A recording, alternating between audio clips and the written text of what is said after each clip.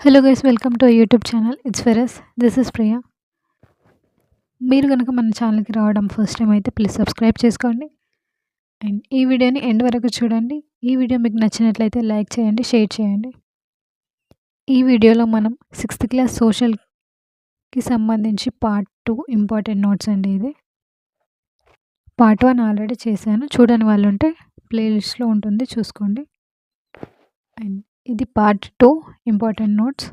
రాజకీయ వ్యవస్థలో పరిపాలన. 11th lesson. మొదటి సామ్రాజ్యాలు. మౌర్య సామ్రాజ్య స్థాపకుడు చంద్రగుప్తుడు. మగధకు మహాపద్మనందుని తర్వాత కొన్ని సంవత్సరాలకు చంద్రగుప్తుడు రాజు అయ్యాడు. మౌర్య సామ్రాజ్య స్థాపకుడు చంద్రగుప్తుడు. మగధకు మహాపద్మనందుని తర్వాత కొన్ని సంవత్సరాల తర్వాత ఎవరు రాజు అయ్యారంట? చంద్రగుప్తుడు.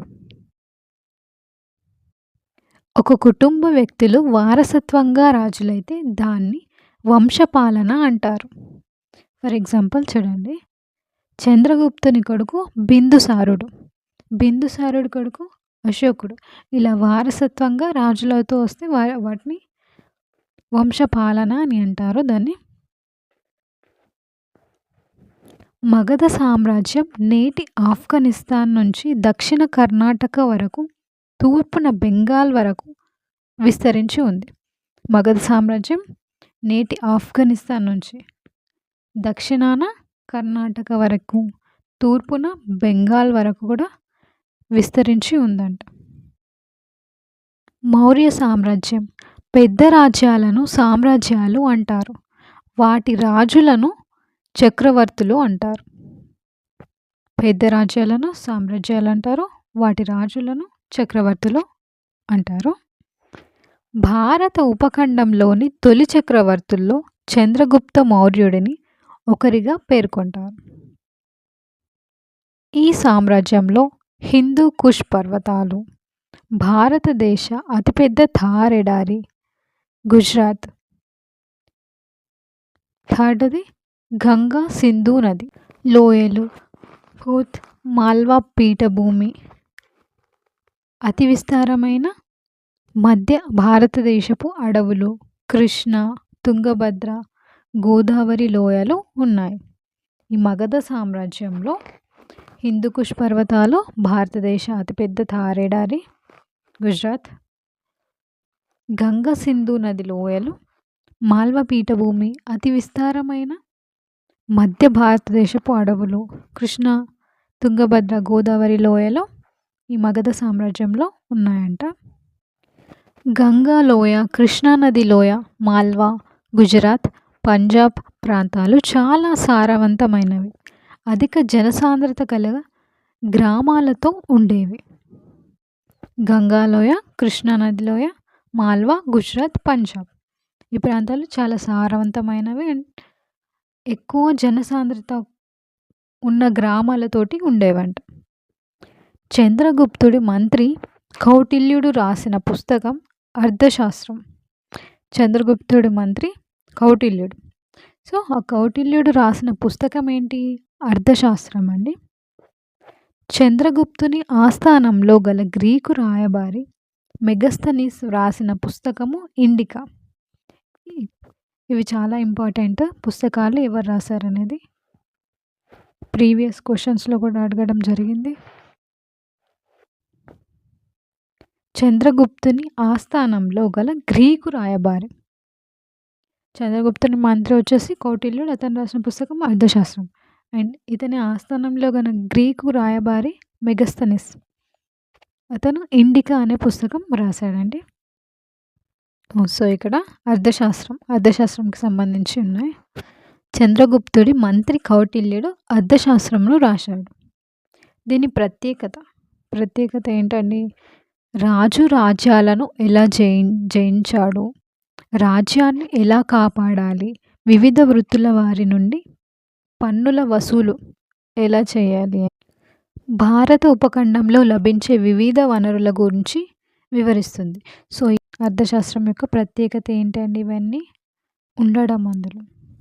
రాజు రాజ్యాలను ఎలా జయించాడు, రాజ్యాన్ని ఎలా కాపాడాలి, వివిధ వృత్తుల వారి నుండి పన్నుల వసూలు భారత ఉపఖండంలో లభించే వివిధ వనరుల గురించి వివరిస్తుంది. సో, ఇది అర్థశాస్త్రం యొక్క ప్రత్యేకత అండి.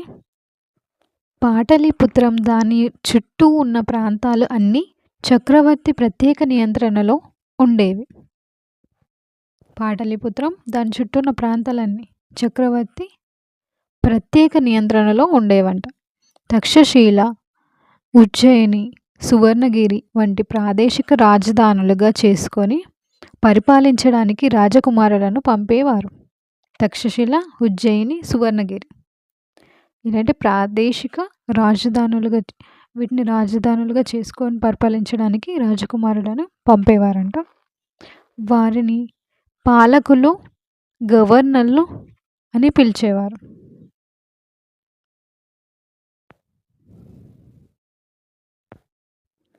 బంగారు గనులు దొరికే ప్రాంతం సువర్ణగిరి. విదేశీ వస్తువులు దొరికే ప్రాంతం తక్షశిల. సువర్ణగిరిలో బంగారు గనులు దొరికేవంట అండ్ తక్షశిలలో విదేశీ వస్తువులు. అశోకుడు విశిష్ట పాలకుడు. మౌర్యులలో ప్రసిద్ధి చెందిన పాలకుడు అశోకుడు. అశోకుడు ఎవరండి? బిందుసారు కొడుకు అశోకుడు, రైట్. శాసనాల ద్వారా వర్తమానాన్ని ప్రజలకు చేరవేసిన మొట్టమొదటి రాజు అశోకుడు. శాసనాల ద్వారా వర్తమానాన్ని ప్రజలకు చేరవేసిన మొట్టమొదటి రాజు అండి. సో, అశోకుని శాసనాలు చాలా వరకు ప్రాకృత భాషలో, బ్రాహ్మీ లిపిలో ఉన్నాయి.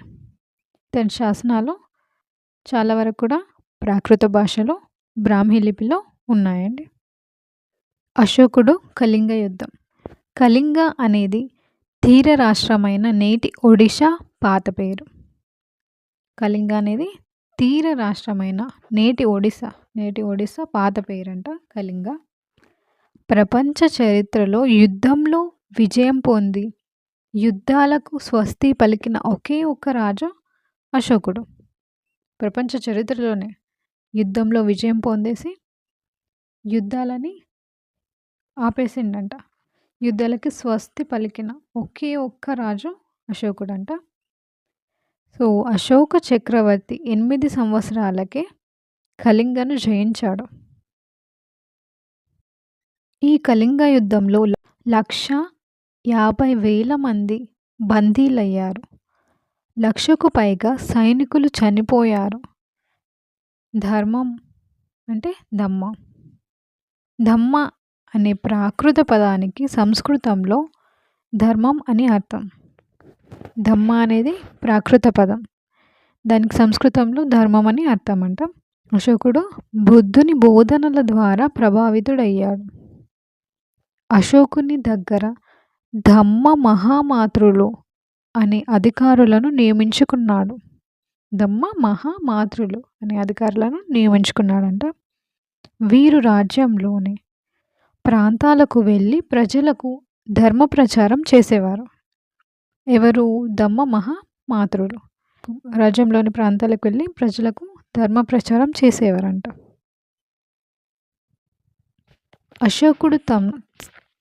అశోకుడు తన సందేశాలను శాసనాల రూపంలో అంటే రాళ్లపైన, స్తంభాలపైన చెక్కించారంట. అశోకుడు తన ధర్మాన్ని సుదూర ప్రదేశాలైన సిరియా, గ్రీస్, ఈజిప్టు, శ్రీలంకలకు వ్యాప్తి చేయడానికి రాయబారులను పంపించాడు. తన ధర్మాన్ని సుదూర ప్రదేశాలైన సిరియా, గ్రీస్, ఈజిప్ట్, శ్రీలంక వీటన్నిటికి కూడా వ్యాప్తి చేయడానికి రాయబారులను పంపించాడంట. అశోకుడు రోడ్లను, బావులను, సత్రాలను నిర్మించాడు. ఇతడు మనుషులకే కాక జంతువులకు కూడా వైద్య సదుపాయాలను ఏర్పాటు చేశాడు. సంబంధాలు ఉన్న సమూహాన్ని తెగలు అనేవారు. తెగ శాతవాహనులు నర్మదా నది నుంచి కృష్ణ, గోదావరి డెల్టా వరకు విస్తరించారు. నర్మదా నది నుంచి కృష్ణ, గోదావరి డెల్టా వరకు శాతవాహనులు విస్తరించారంట. శాతవాహనులలో గొప్ప రాజులు గౌతమిపుత్ర శాతకర్ణి, వశిష్ఠపుత్ర పులోమావి, యజ్ఞశ్రీ శాతకర్ణి. వీళ్ళు శాతవాహనులలో గొప్ప రాజులంట. ఎవరెవరు? గౌతమిపుత్ర శాతకర్ణి, వశిష్ఠీపుత్ర పులోమావి, యజ్ఞశ్రీ శాతకర్ణి. శాతవాహనుల కాలం 2000 సంవత్సరాల క్రితం, 200 సంవత్సరాల పాటు. కొంతమంది రాజులు కృష్ణానది తీరాన గల అమరావతి దగ్గర ఉన్న ధాన్య కటకాన్ని రాజధానిగా చేసుకొని పాలించినారు. కొంతమంది రాజులు కృష్ణానది తీరాన గల అమరావతి దగ్గర ధాన్య కటకాన్ని రాజధానిగా చేసుకొని పాలించారంట. బౌద్ధ ఆరామాలు, స్తూపాలు ఉన్న ప్రాంతాలు. బౌద్ధ ఆరామాలు, స్తూపాలు ఉన్న ప్రాంతాలు ఏంటి? అమరావతి, బట్టిప్రోలు, వడ్లమాను. అమరావతి, బట్టిప్రోలు, వడ్లమాను బౌద్ధ ఆరామాలు, స్తూపాలున్న ప్రాంతాలంట. శాతవాహన రాజులు బ్రాహ్మణులకు, బౌద్ధ సన్యాసులకు చాలా భూములను దానంగా ఇచ్చారు. శాతవాహన రాజులు బ్రాహ్మణులకు, బౌద్ధ సన్యాసులకు చాలా భూములను దానంగా ఇచ్చారంట. శాతవాహనులతో వ్యాపార సంబంధం పెట్టుకున్నవి బెంగాల్, రోమ్. బెంగాల్, రోమ్ ఇవి రెండు కూడా శాతవాహనులతో వ్యాపార సంబంధం పెట్టుకున్నా అంట.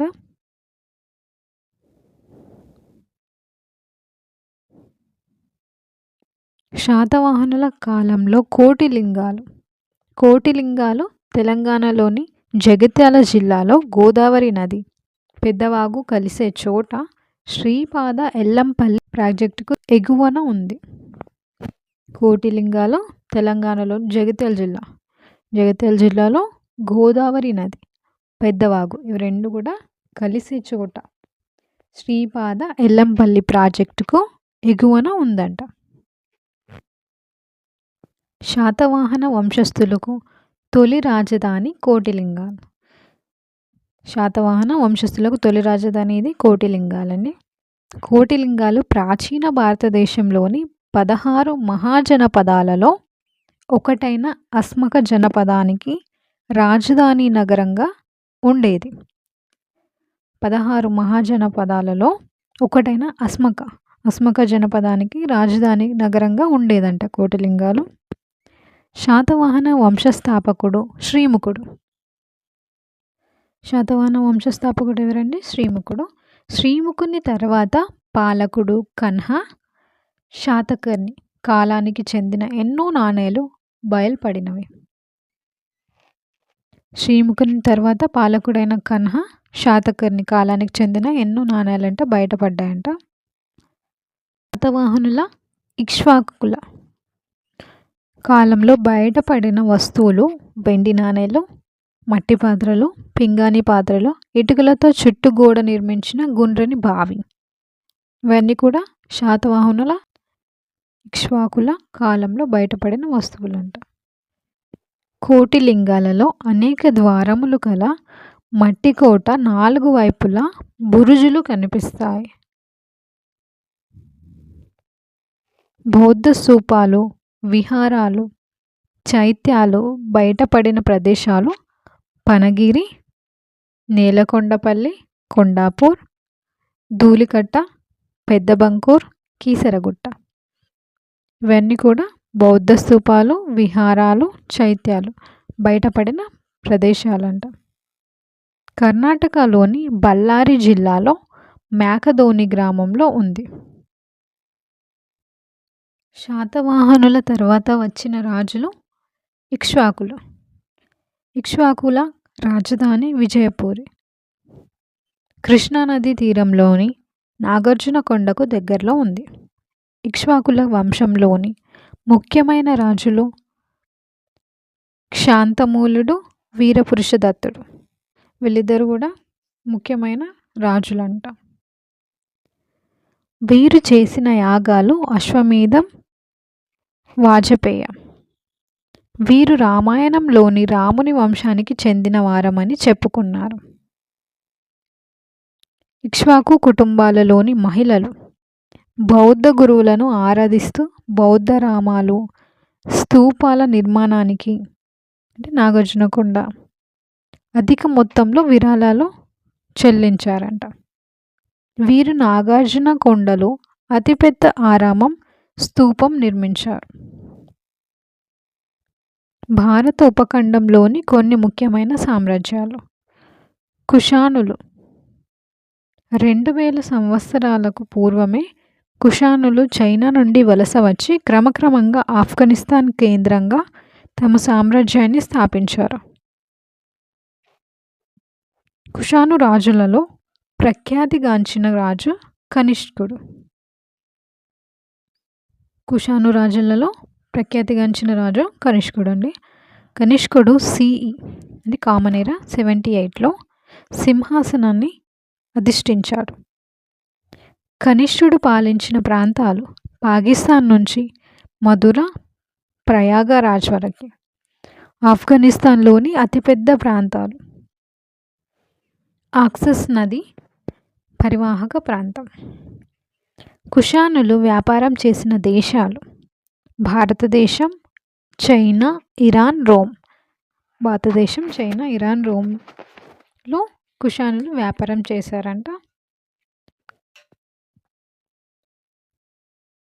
శకయుగం సిఈ 78లో కనిష్కుడు చక్రవర్తిగా పట్టాభిషేకం చేసుకొని అధికారంలోకి వచ్చిన సంవత్సరం నుండి శక సంవత్సరం ప్రారంభమైంది.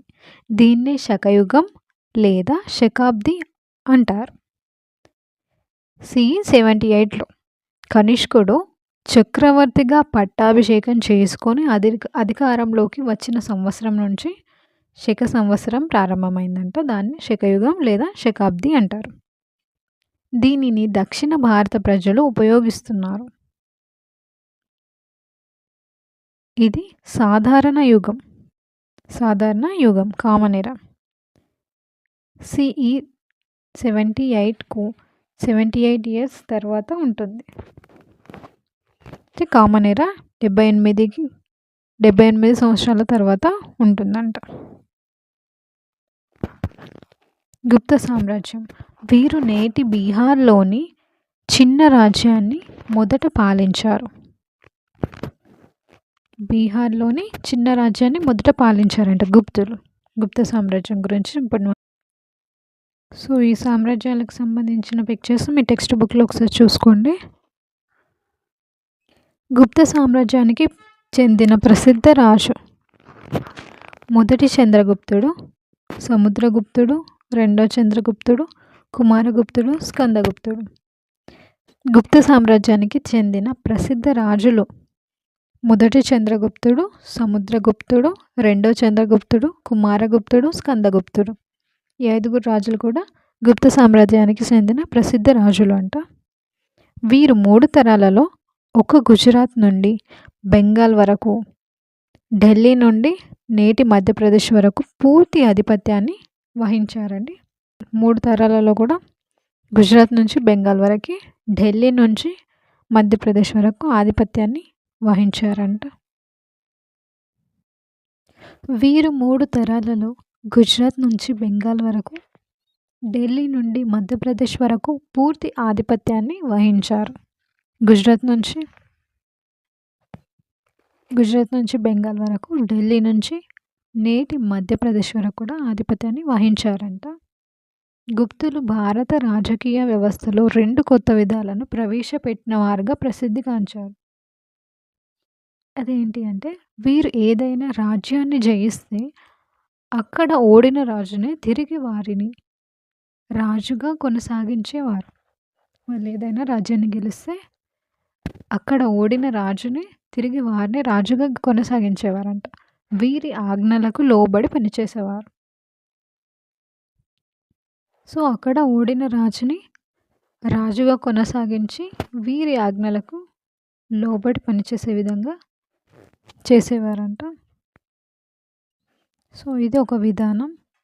అండ్ సామంత రాజులతో స్నేహం, బ్రాహ్మణులకు పూర్తి అధికారాలు, పన్నుతో చెల్లించవలసిన అవసరం లేకుండా.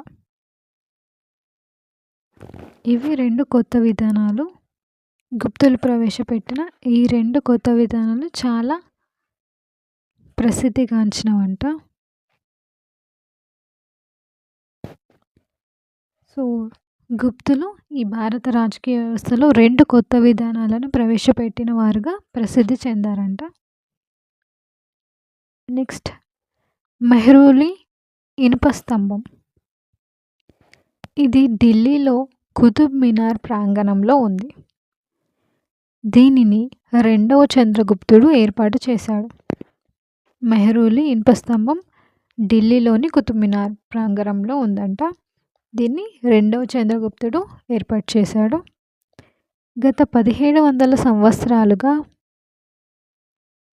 బయట గాలిలో నిలవబడి ఉన్నప్పటికీ ఇది ఇంకా తుప్పు పట్టలేదు. వీరు వైదిక మతాచారాలైన అశ్వమేధ యాగం లాంటి వాటిని ప్రముఖంగా పోషించారు. పౌరాణిక సాంప్రదాయాలను పాటిస్తూ ప్రత్యేకించి వైష్ణవ, శైవ మతాలను పోషిస్తూ విష్ణువు, శివదుర్గ మాతలకు దేవాలయాలను నిర్మించి నిత్య పూజలు జరిగేటట్లు చూశారు. గుప్తులు బౌద్ధ స్తూపాలకు జైన ఆరామాలు, సాంచి స్తూపం వీటికి నిధులను కేటాయించి వాటిని పోషించారంట. గుప్తులు నిర్మించిన దేవాలయాలు మధ్యప్రదేశ్లోని దియోఘర్, ఉదయగిరి, ఉత్తరప్రదేశ్లోని బిటర్గామ్, ఎరాన్. ఇవి గుప్తులు నిర్మించిన దేవాలయాలంట.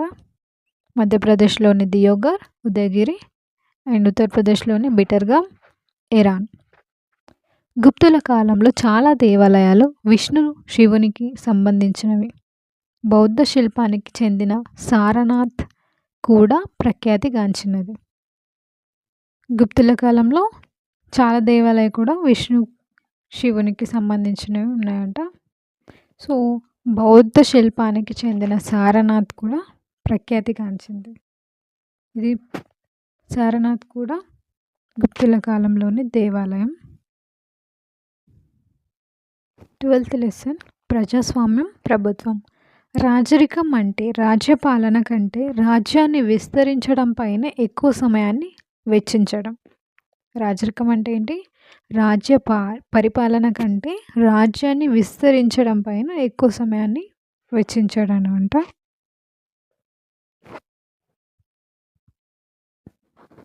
ప్రజాస్వామ్యానికి నిర్వచనం. ప్రజల యొక్క, ప్రజల చేత, ప్రజల కోసం. ప్రజాస్వామ్యం అంటే ఏంటండి? ప్రజల యొక్క, ప్రజల చేత, ప్రజల కోసం నడిచే ప్రభుత్వం అని అబ్రహం లింకన్, అమెరికాకు చెందిన వ్యక్తి అన్నారు. సో ఈ రోజుల్లో ప్రజాస్వామ్య ప్రభుత్వాలన్నీ ప్రాతినిధ్య ప్రభుత్వాలే. ఈ విధానంలో ప్రజలను తమ ప్రతినిధులను ఓటు ద్వారా ఎన్నుకుంటున్నారు. 18 సంవత్సరాలు పైబడిన వారు అందరూ ఓటు వేయడానికి అర్హులే.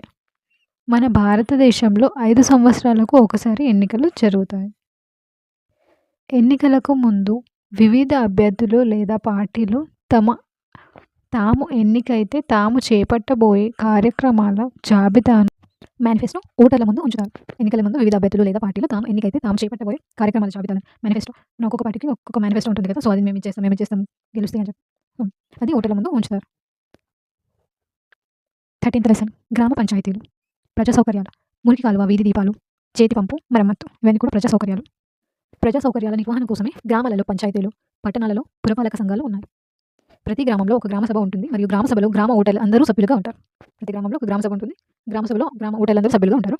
గ్రామ సభ గ్రామ పంచాయతీ పనులను పర్యవేక్షిస్తుంది మరియు పరిశీలిస్తుంది. ఓటర్లు 18 సంవత్సరాలు నిండిన వారు గ్రామ పంచాయతీ సభ్యులను మరియు సర్పంచ్ను ఎన్నుకుంటారు. సర్పంచ్ గ్రామ పంచాయతీలో ప్రతిరోజు జరిగే పనిని పర్యవేక్షిస్తాడు. అలాగే గ్రామ సభ గ్రామ పంచాయతీ పనులను పర్యవేక్షిస్తుంది మరియు పరిశీలిస్తుంది. గ్రామ సభలో 18 సంవత్సరాలు నిండిన ఓటర్లు ఉంటారు. బీపీఎల్, బిలో పావర్టీ లైన్, దారిద్ర్య రేఖకు దిగువన. మహాత్మా గాంధీ జాతీయ గ్రామీణ ఉపాధి హామీ చట్టం సరిగ్గా అమలు జరుగుతున్నాయో లేదో పర్యవేక్షణ చేసేది గ్రామ సభ. సో గ్రామ సభ MGNREGA సరిగ్గా అమలు అవుతుందో లేదో పర్యవేక్షణ చేస్తుందంట. ఎంజీఎన్ఆర్ఈజీఏ అంటే ఏంటంటే Mahatma Gandhi national rural employment guarantee act అండి. మహాత్మా గాంధీ జాతీయ గ్రామీణ ఉపాధి హామీ చట్టం. గ్రామ పంచాయతీ నిర్మాణం. గ్రామ పంచాయతీని ఎన్నికల ద్వారా ఏర్పాటు చేస్తారు. ఈ ఎన్నికలను రాష్ట్ర ఎన్నికల సంఘం నిర్వహిస్తుంది. ఓటరు కనీస వయస్సు 18 సంవత్సరాలు నిండినవారు. ప్రతి గ్రామ పంచాయతీకి జనాభాను బట్టి 5 నుంచి 21 మంది వార్డు సభ్యులైతే ఉంటారంట. వార్డు సభ్యునికి ఉండవలసిన కనీస వయస్సు 21 సంవత్సరాలు. 21 సంవత్సరాలు నిండిన వారు గ్రామ పంచాయతీ ఎన్నికలలో పోటీ చేయవచ్చు. పార్లమెంటు స్త్రీకు స్థానిక సంస్థలలో 50% స్థానాలను కేటాయించింది. పార్లమెంటు స్త్రీలకు స్థానిక సంస్థలలో 50% స్థానాలను కేటాయించింది. సాధారణంగా గ్రామ పంచాయతీకి 5 సంవత్సరాలకు ఒకసారి ఎన్నికలు జరుగుతాయి. గ్రామ ఓటరు 2 ఓట్లు వేస్తాడు, వార్డు సభ్యునికి మరియు సర్పంచ్కి. సర్పంచ్ గ్రామ పంచాయతీకి పెద్ద మరియు గ్రామానికి మొదటి పౌరుడు. గ్రామానికి మొదటి పౌరుడు ఎవరండి? సర్పంచ్. తన గ్రామ పంచాయతీకి పెద్ద. గ్రామ పంచాయతీ నిర్ణయాలను అమలు చేసే బాధ్యత సర్పంచ్ది. గ్రామ పంచాయతీకి వచ్చే ఆదాయ వ్యయాలకు కూడా సర్పంచే బాధ్యత వహిస్తాడు. సర్పంచ్కి కనీస వయస్సు 21 సంవత్సరాలు. ఉప సర్పంచ్ ఇతనిని వార్డు సభ్యులు కలిసి తమలో ఒకరిని ఉప సర్పంచ్గా ఎన్నుకుంటారు. వార్డు సభ్యులు కలిసి తమలో ఒకరిని ఉప సర్పంచ్గా ఎన్నుకుంటారంట. పరోక్ష పద్ధతిన సర్పంచ్ లేనప్పుడు ఉప సర్పంచ్ ఆ బాధ్యతలు నిర్వహిస్తాడు. ఉప సర్పంచ్ కనీస వయస్సు 21 సంవత్సరాలు. కార్యదర్శి, సెక్రటరీ, కార్యనిర్వాహక అధికారి. ప్రతి పంచాయతీకి ఒక ప్రభుత్వ ఉద్యోగి కార్యదర్శిగా ఉంటాడు.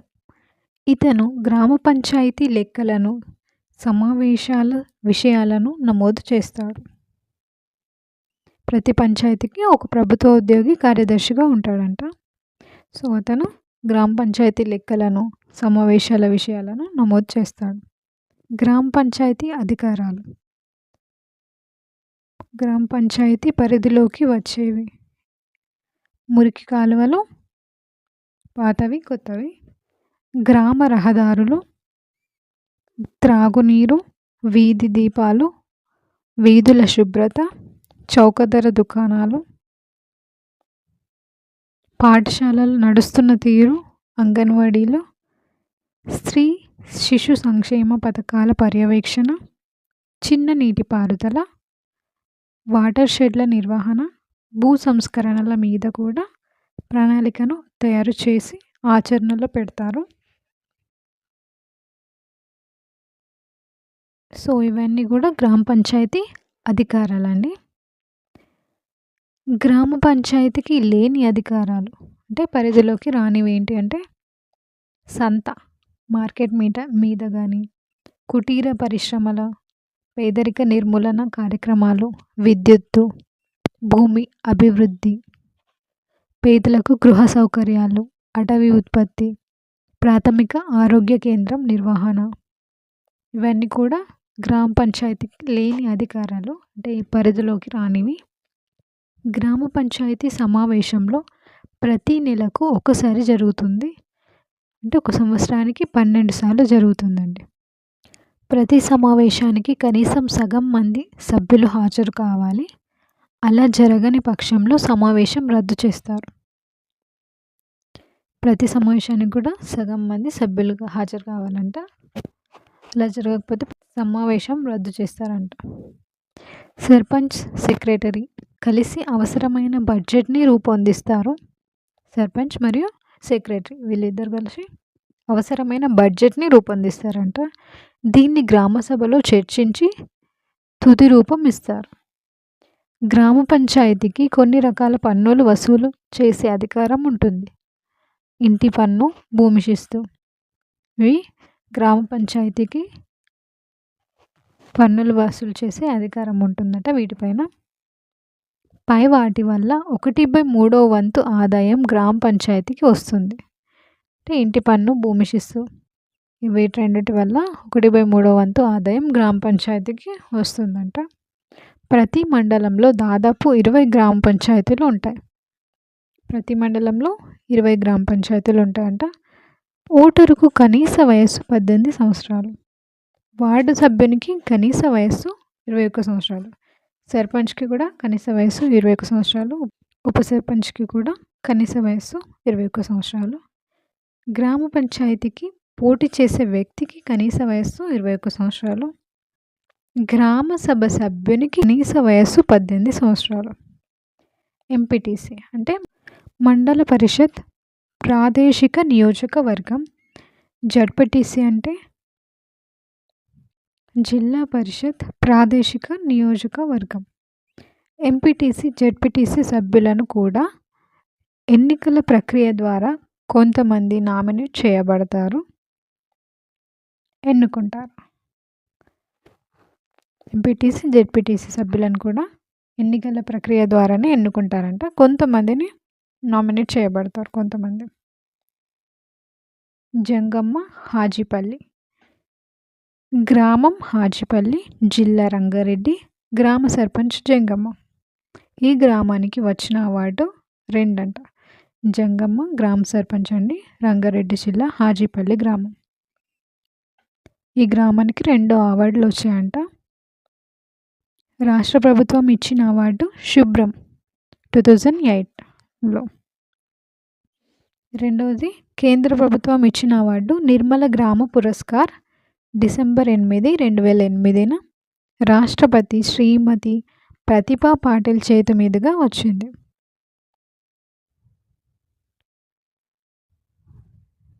నిర్మల గ్రామ పురస్కార్. ఒకటి శుభ్రం అవార్డ్ రాష్ట్ర ప్రభుత్వం ఇచ్చిందంట 2008లో. అండ్ కేంద్ర ప్రభుత్వం నిర్మల గ్రామ పురస్కార్ అవార్డు ఇచ్చిండ్రు డిసెంబర్ 8, 2008న శ్రీమతి ప్రతిభా పాటిల్ చేతుల మీదుగా అంట. శుభ్రం, నిర్మల గ్రామ పురస్కార్ అవార్డులను గ్రామంలోని ప్రజలు ఎవరు కూడా బయటి ప్రదేశంలో బహిర్భూమికి పోని గ్రామాలకు ఇస్తారు. గ్రామ సభను సక్రమంగా నిర్వహిస్తున్న గ్రామ పంచాయతీలు. గ్రామ సభను సక్రమంగా నిర్వహిస్తున్న గ్రామ పంచాయతీలు ఇచ్చారు ఇక్కడ. వరంగల్ గ్రామీణ జిల్లా గంగాదేవిపల్లి. వరంగల్ గ్రామీణ జిల్లా గంగాదేవిపల్లి. కరీంనగర్, రామచంద్రాపురం, నిజామాబాద్, అంకాపూర్, మహారాష్ట్ర, అహ్మద్నగర్ జిల్లా హివారే బజార్ గ్రామం. ఇవి 4 కూడా గ్రామ సభను సక్రమంగా నిర్వహిస్తున్న గ్రామ పంచాయతీలు అంట. వరంగల్ గ్రామీణ జిల్లా గంగాదేవిపల్లి, కరీంనగర్ రామచంద్రాపురం, నిజామాబాద్ అంకాపూర్, మహారాష్ట్ర అహ్మద్నగర్ జిల్లా హివారే బజార్ గ్రామం. గంగాదేవిపల్లిలో 18 కమిటీలను గ్రామసభ ద్వారా ఏర్పాటు చేశారు. గంగాదేవిపల్లిలో 18 కమిటీలను గ్రామసభ ద్వారా ఏర్పాటు చేశారంట. నెక్స్ట్ 14th లెసన్ పట్టణ ప్రాంతంలో స్థానిక స్వపరిపాలన. 14th లెసన్ పట్టణ ప్రాంతంలో స్థానిక స్వపరిపాలన. జనాభాను దృష్టిలో పెట్టుకొని మనకు 3 రకాల పురపాలక సంస్థలు ఉన్నాయి. నగర పంచాయతీ 20,000 నుండి 40,000 జనాభా. మున్సిపల్ కౌన్సిల్ 40,000 నుంచి 3 లక్షల జనాభా. సో మున్సిపల్ కౌన్సిల్కి కౌన్సిలర్, చైర్మన్ ఉంటారు. మున్సిపల్ కార్పొరేషన్ 3 లక్షల జనాభా పైన ఉంటే అది మున్సిపల్ కార్పొరేషన్ కింద వస్తుంది. సో కార్పొరేటర్, మేయర్ ఉంటారు ఇందులో. సో చూడండి, 20,000 నుంచి 40,000 జనాభా ఉంటే అది నగర పంచాయతీ కింద వస్తుంది. 40,000 నుంచి 3 లక్షల జనాభా ఉంటే మున్సిపల్ కౌన్సిల్ వస్తుంది. కౌన్సిలర్ ఉంటారు, చైర్మన్ ఉంటారు అక్కడ. మున్సిపల్ కార్పొరేషన్లో 3 లక్షల జనాభా పైన ఉంటే మున్సిపల్ కార్పొరేషన్ కింద వస్తుంది. సో అక్కడ కార్పొరేటర్, మేయర్ ఉంటారు. సర్పంచ్, చైర్మన్, మేయర్లను ఓటర్ల ప్రత్యక్ష ఎన్నిక విధానం ద్వారా ఎన్నుకుంటారు. సర్పంచ్ని, చైర్మన్ని, మేయర్లను ఓటర్ల ప్రత్యక్ష ఎన్నిక విధానం ద్వారా ఎన్నుకుంటారండి.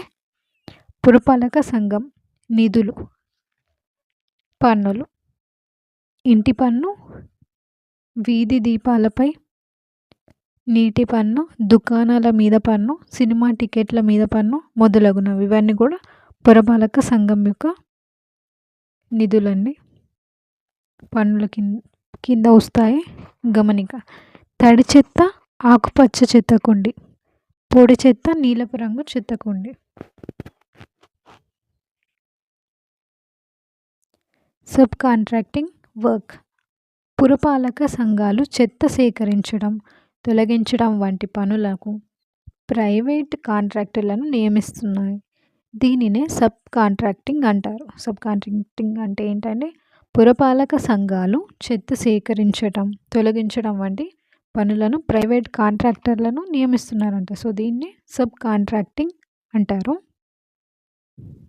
వేములవాడ నగర పంచాయతీ కేస్ స్టడీ. వేములవాడ నగర పంచాయతీ జిల్లా రాజన్న సిరిసిల్ల. ఇక్కడి పుణ్యక్షేత్రం శ్రీ రాజరాజేశ్వర స్వామి దేవాలయం, చాలా ఫేమస్. రాజన్న సిరిసిల్ల వేములవాడలో ఉంటుంది. ఈ నగర పంచాయతీ 2011 వరకు మేజర్ గ్రామ పంచాయతీ. ఈ నగర పంచాయతీ 2011 వరకు కూడా మేజర్ గ్రామ పంచాయతీ అంట. ఈ పట్టణము ప్రత్యేకమైన తాగునీటి వ్యవస్థ కలిగి ఉన్నది. ఈ వ్యవస్థని ఆకాశగంగగా పిలుస్తారు. వ్యవస్థని ఆకాశగంగగా పిలుస్తారంట. ఆకాశగంగ 2003 సంవత్సరంలో ప్రారంభమైంది. స్తంభాల ఆధారంగా ప్రతి 10-15 కుటుంబాలకు ఒక నల్ల నీటిని రోజు విడిచి రోజు వదులుతారు. మొత్తం 5,000 కుటుంబాలకు రక్షిత మంచినీరు. స్తంభాల ఆధారంగా ప్రతి 10-15 కుటుంబాలకు ఒక నల్ల అంట నీటిని రోజు విడిచి రోజు వదులుతారంట. సో మొత్తం 5,000 కుటుంబాలకు రక్షిత మంచినీరు అయితే అందజేస్తుంది. ఆకాశగంగని సృజలధార పథకం ద్వారా అమలు చేస్తున్నారు. ఈ పథకాలు గుర్తుపెట్టుకోండి. ఆకాశగంగని సృజలధార పథకం ద్వారా అమలు చేస్తున్నారు.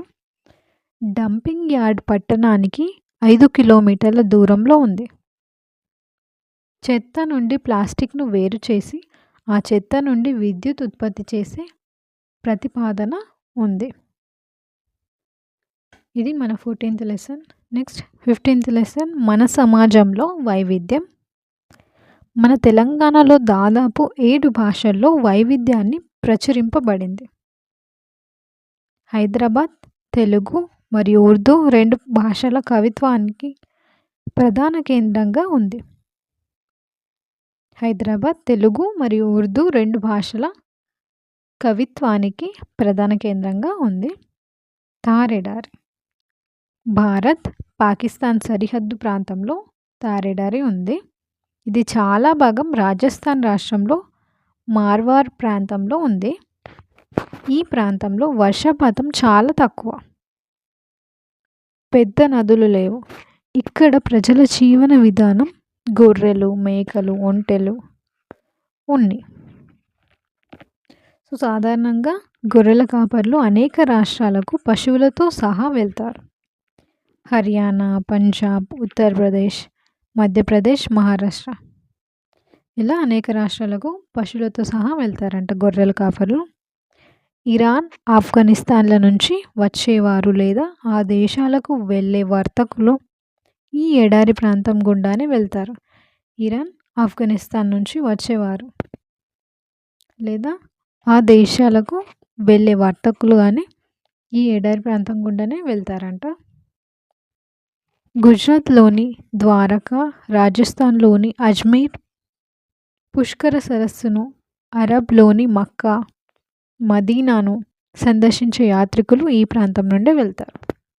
గుజరాత్లోని ద్వారకా, రాజస్థాన్లోని అజ్మీర్, పుష్కర సరస్సును, అరబ్లోని మక్కా, మదీనాను సందర్శించే యాత్రికులు ఈ ప్రాంతం నుంచి వెళ్తారంట.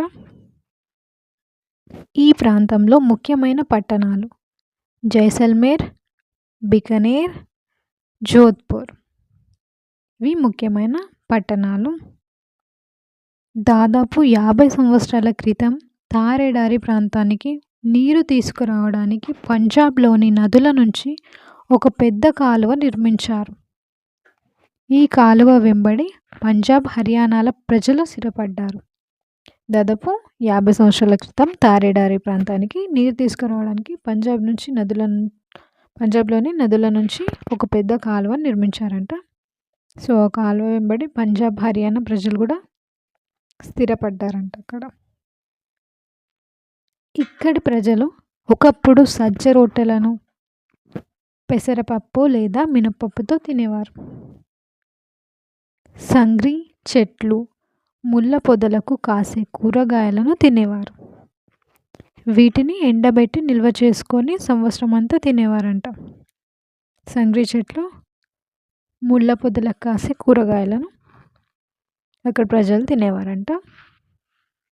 మిఠాయిలకు, ఇతర చిరుతిళ్లకు బికనీర్ ప్రసిద్ధిగాంచినది. మిఠాయిలకు, ఇతర చిరుతిళ్లకు బికనీర్ అనేది ప్రసిద్ధిగాంచిన ప్రదేశం అంట. థార్ ఎడారి ప్రపంచంలో అత్యంత జనసాంద్రత కలిగిన ఎడారిగా మారింది. థార్ ఎడారి అనేది ప్రపంచంలోనే అత్యంత జనసాంద్రత కలిగిన ఎడారిగా మారింది. సో ఈ ప్రాంతంలో పశువులు బాగా పాలిస్తాయి. నెక్స్ట్ సిక్కిం.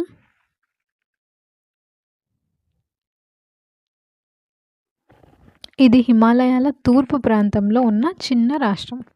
హిమాలయాల తూర్పు ప్రాంతంలో ఉన్న చిన్న రాష్ట్రం అండి సిక్కిం. హిమాలయాలలో ఎత్తైన శిఖరాలలో ఒకటైన కాంచనగంగా సిక్కింలోనే ఉంది.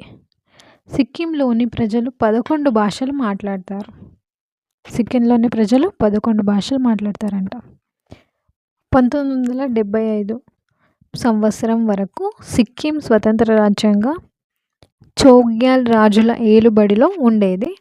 అదే సంవత్సరంలో భారత్లో కలిసింది.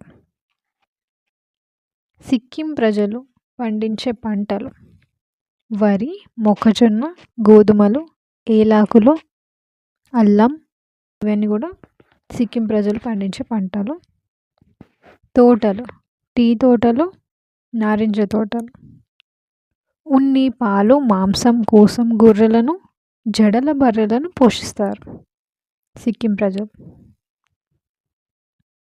భారతదేశంలో నేపాల్, భూటాన్, టిబెట్, చైనాల సరిహద్దు ప్రాంతంలో సిక్కిం రాష్ట్రం ఉంది. నేపాల్, భూటాన్, టిబెట్, చైనాల సరిహద్దు ప్రాంతాల్లో సిక్కిం రాష్ట్రం ఉందండి. సో బౌద్ధ మతాన్ని తెచ్చిన టిబెటస్ లామాలతో వీళ్లకు అత్యంత సన్నిహితత్వం ఉంది. పాండిచ్చేరి. పాండిచ్చేరి భారతదేశం యొక్క ఆగ్నేయ తీరంలో గల చిన్న రాష్ట్రం. భారతదేశంలో ఆగ్నేయ తీరంలో గల చిన్న రాష్ట్రం పాండిచ్చేరి. పాండిచ్చేరి అనేక యూరోపియన్ వ్యాపార సంస్థలను, డచ్, పోర్చుగీసు, ఇంగ్లీష్, ఫ్రెంచ్ వారిని ఆకర్షించింది. డచ్, పోర్చుగీసు, ఇంగ్లీష్, ఫ్రెంచ్ వారిని ఆకర్షించింది. వరుస క్రమంలో ఉన్నాయి ఇవి.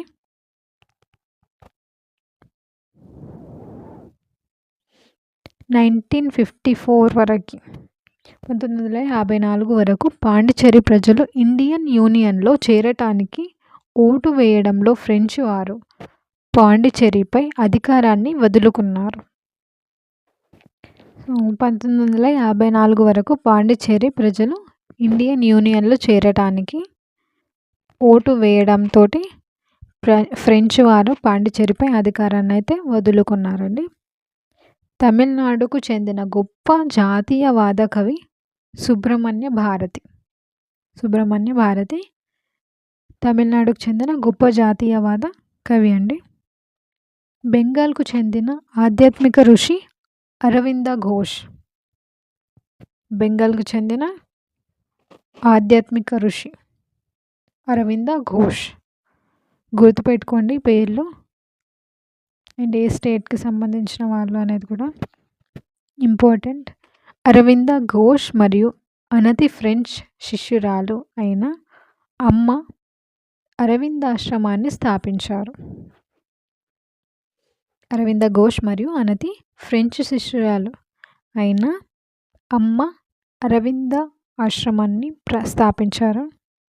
శాంతి మరియు ప్రపంచ సహకారం అనే సందేశాన్ని వ్యాప్తి చేయడానికి ఐక్యరాజ్య సమితి యొక్క మద్దతుతో ఆరోవిల్లే అనే అంతర్జాతీయ గ్రామం స్థాపించబడింది.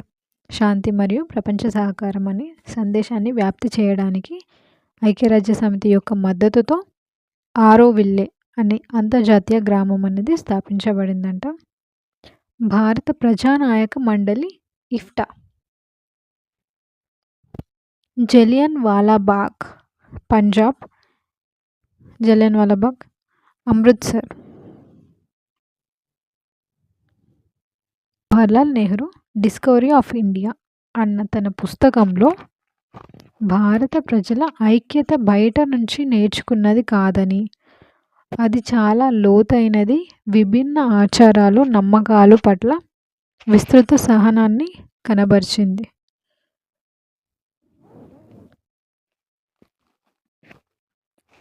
డిస్కవరీ ఆఫ్ ఇండియా అనేది జవహర్లాల్ నెహ్రూ రాసిన పుస్తకం అండి. సో ఈ పుస్తకంలో భారత ప్రజల ఐక్యత బయట నుంచి నేర్చుకున్నది కాదని, లోతైన విభిన్న ఆచారాలు నమ్మకాల పట్ల విస్తృత సహనాన్ని కనబరిచిందని చెప్పి రాశారంట. మన దేశం గురించి చెప్పడానికి భిన్నత్వంలో ఏకత్వం అన్న దానిని నెహ్రూయే రూపొందించాడు. భిన్నత్వంలో ఏకత్వం అన్నదాన్ని నెహ్రూ రూపొందించారంట. వైవిధ్యాలను గుర్తించుటకు కాకుండా ప్రోత్సహించింది డిస్కవరీ ఆఫ్ ఇండియా. వైవిధ్యాలను గుర్తించుటకు కాకుండా ప్రోత్సహించింది డిస్కవరీ ఆఫ్ ఇండియా అండి.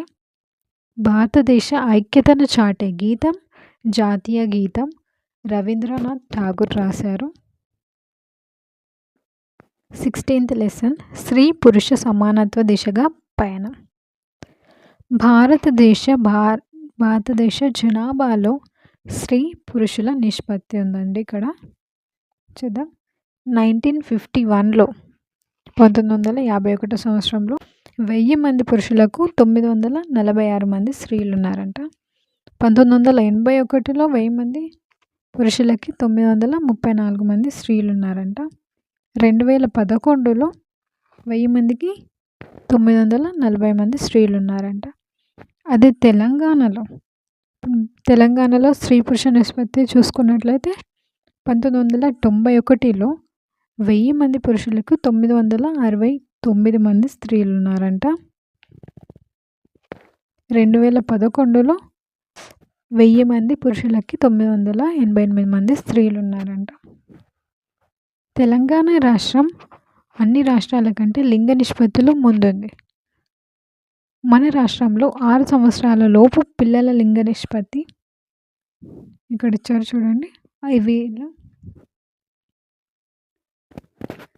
మన రాష్ట్రంలోని 6 సంవత్సరాల లోపు పిల్లల లింగ నిష్పత్తి అంట. ఇక్కడ 1991లో 1000 మంది బాలులకు 978 బాలికలంట. 2001లో 963 బాలికలు 1000 మంది బాలురకి. 911లో 933 బాలికలు 1000 మంది బాలురకి. సో ఇది నిష్పత్తి, లింగ నిష్పత్తి అండి. పుట్టడానికి ముందే తల్లి గర్భంలోని శిశువును చంపడాన్ని భ్రూణ హత్య అంటారు.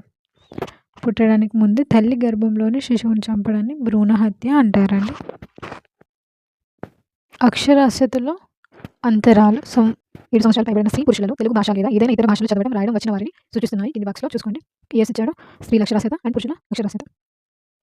ఈ లింగ నిష్పత్తి అక్షరాస్యత ఇవి రెండు చాలా ఇంపార్టెంట్ అండి. మన జీకేలో కూడా అడిగే ఛాన్స్ ఉంటుంది. సో చూసుకోండి. ఉదాహరణకు 100 మంది ఆడపిల్లలు బడిలో చేరితే 65 మందికి మించి 5వ తరగతి ఆపై చదువు కొనసాగించడం లేదంట. 100 మంది ఆడపిల్లలు బడిలో చేరితే 65 మించి 5వ తరగతి ఆపై చదువుకుని వారు ఎవరు లేదంట. ఆపై చదువు ఎవరు కొనసాగించడం లేదంట. కేవలం 15 మంది ఆడపిల్లలు మాత్రమే ఇంటర్మీడియట్ విద్యను అభ్యసించగలుగుతున్నారంట. 100 మందిలో కేవలం 15 మంది మాత్రమే ఇంటర్మీడియట్ విద్యను అభ్యసించగలుగుతున్నారంట. ఇది 30 సంవత్సరాల క్రిందిదండి. బాలబాలికలలో 1/6 వంతు 5వ తరగతి తర్వాత పాఠశాలకు దూరమవుతున్నారు. 1/6 వంతు బాలబాలికల్లో 5వ తరగతి తర్వాత పాఠశాలకి దూరమవుతున్నారంట. 1980 దశకంలో ఆస్తి హక్కు చట్టం వచ్చింది. ఆస్తి హక్కు చట్టం ఎప్పుడు వచ్చిందండి? 1980లో. వారసత్వంగా వచ్చే ఆస్తిలో లింగ వివక్ష లేకుండా స్త్రీలకు సమాన హక్కులను కల్పించిన మొదటి రాష్ట్రం మన తెలంగాణ రాష్ట్రం. లింగ వివక్ష లేకుండా స్త్రీలకు సమాన హక్కులను కల్పించిన మొదటి రాష్ట్రం వారసత్వంగా వచ్చే ఆస్తిలో. సో అది మన తెలంగాణ రాష్ట్రమే. భారత్ ప్రథమ మహిళ రైల్ ఇంజన్ డ్రైవర్ అయిన సురేఖ యాదవ్. భారత్ ప్రథమ మహిళ రైల్ ఇంజన్ డ్రైవర్ ఎవరు? సురేఖ యాదవ్ అండి. ఇది మన 16th లెసన్. 17వ లెసన్ ప్రాచీన కాలంలో మతం సమాజం. శ్రీకాళహస్తి ప్రాంతంలో నివసించిన వేట సేకరణ ఆధారిత సమాజం వాళ్ళ జీవన శైలిని, మత విశ్వాసాలను గురించి క్రీస్తు శకం 12వ శతాబ్దం నాటి తమిళ పెరియ పురాణం వివరిస్తుంది. తమిళ పెరియ పురాణంలో తెలుగు వారికి సుపరిచితుడైన భక్త కన్నప్ప కథ ఉంది. తమిళ పెరియ పురాణంలో తెలుగువారికి సుపరిచితుడైన భక్త కన్నప్ప కథ ఉందంట. భక్త కన్నప్ప వేట సేకరణ ఆధారిత సమాజానికి చెందినవాడు. భక్త కన్నప్ప పూజారిగా వ్యవహరిస్తూ మాంసం, తేనె, పూలు, పండ్లు మొదలైన వాటిని మహాశివుడికి సమర్పించేవాడని పెరియ పురాణం ద్వారా తెలుస్తుంది. మాంసం, తేనె, పూలు, పండ్లు మొదలైన వాటిని మహాశివుడికి సమర్పించేవాడని పెరియ పురాణం ద్వారా తెలుస్తుంది. సో ఇది పెరియ పురాణం ద్వారా అతని గురించి తెలుస్తుంది మనకి. ఇది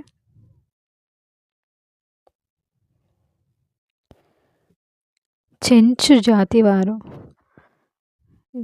ప్రింటింగ్ మిస్టేక్ ఉంది ఇక్కడ. సో ఇది చెంచు జాతి అండి. చెంచు జాతి వారు గారెల మైసమ్మ లేక గంగమ్మ తమకు ఇష్టమైన దేవత. గారెల మైసమ్మ, గంగమ్మ చెంచు వారికి ఇష్టమైన దేవతలంట. నృత్యం ద్వారా భక్తితో నైవేద్యం పెడతారంట.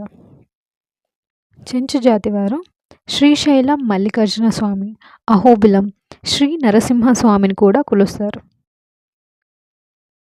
గారెల మైసమ్మ, గంగమ్మని కాకుండా శ్రీశైలం మల్లికార్జున స్వామి, అహోబిలం, శ్రీ నరసింహస్వామిని కూడా కొలుస్తారంట. మరియు వాళ్ళని తమ అల్లుళ్ళుగా భావిస్తారంట. నెక్స్ట్ తొలి వ్యవసాయదారులు, పశుపోషకులు.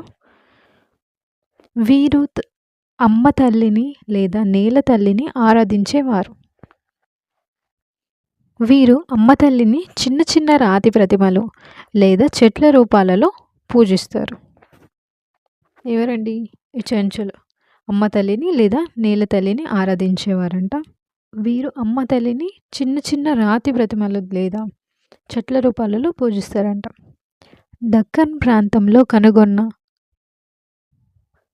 బూడిద దిబ్బలు, మంటలు నేటి హోలీ, దీపావళి, సంక్రాంతి. దక్కన్ ప్రాంతంలో కనుక్కున్న బూడిద దిబ్బల వల్ల పూర్వకాలంలో పశుపోషకులు మంటలను వెలిగించి కొన్ని ఆచారాలను నిర్వహించేవారంట. ఇటువంటి ఆచారాల వల్లే నేటి హోలీ, దీపావళి, సంక్రాంతి పండుగలు రోజుల్లో చూస్తున్నాం మనం.